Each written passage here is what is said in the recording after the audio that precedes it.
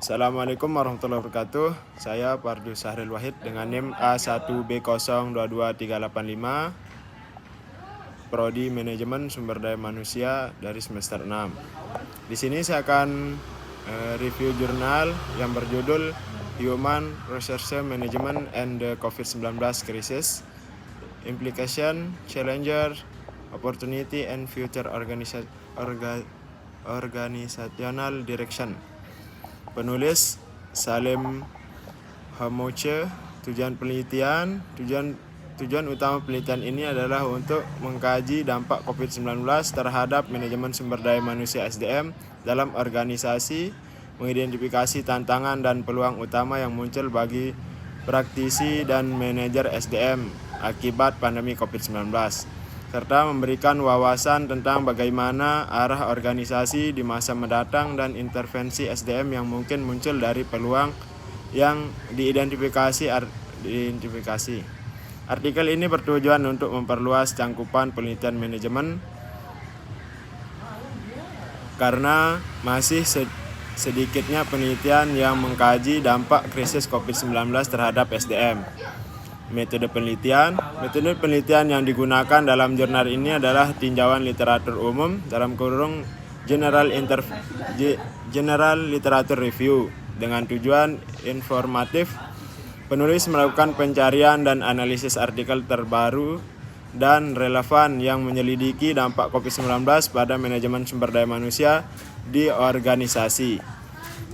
Pencarian artikel dilakukan secara manual di database seperti Google Scholar, EBSCO, dan Semantic Scholar. Tidak ada studi empiris atau pengumpulan data primer. Kemudian variabel penelitian, meskipun tidak ada variabel X dan Y, diidentifikasi secara formal karena pendekatan penelitian kualitatif (revisi literatur). Tema utama yaitu variabel penelitian, yaitu A. Variabel independen, pandemi COVID-19. Kemudian B. Variabel dependen, dampak pada HRM, desakan pada pimpinan dan profesional HRM, peluang untuk HRM, serta arahan masa depan HRM dan organisasi.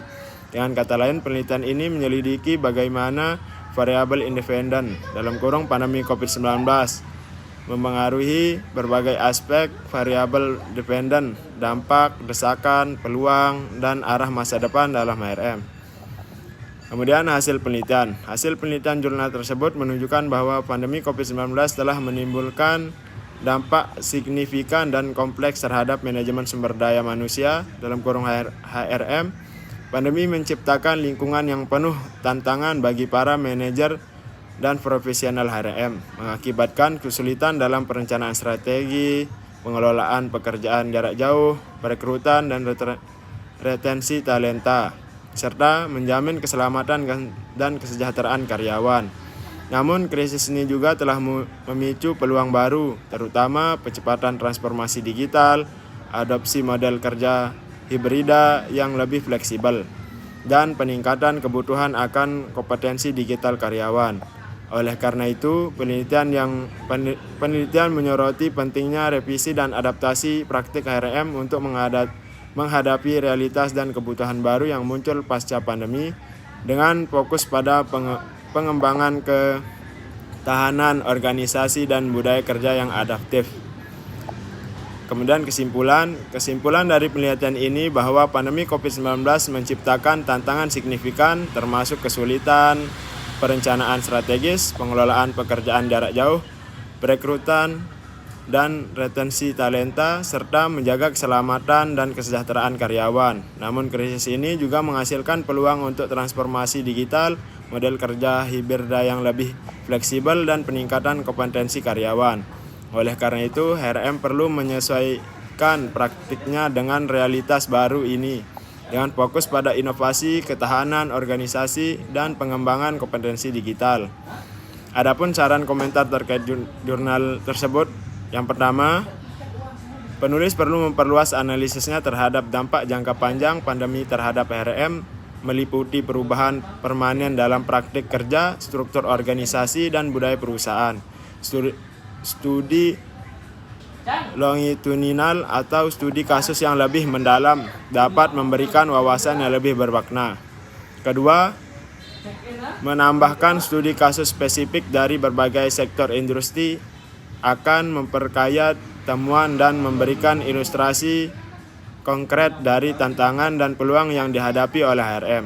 Ketiga, penulis dapat memperluas pembahasan tentang teknologi dan digitalisasi dalam HRM, meliputi jenis teknologi, signifikasi yang diadopsi, tentang implementasinya, dan dampaknya terhadap produktivitas dan kesejahteraan karyawan. Keempat, membandingkan dampak pandemi terhadap HRM di berbagai negara atau wilayah geografis akan memberikan perspektif yang lebih luas dan memperkaya analisis.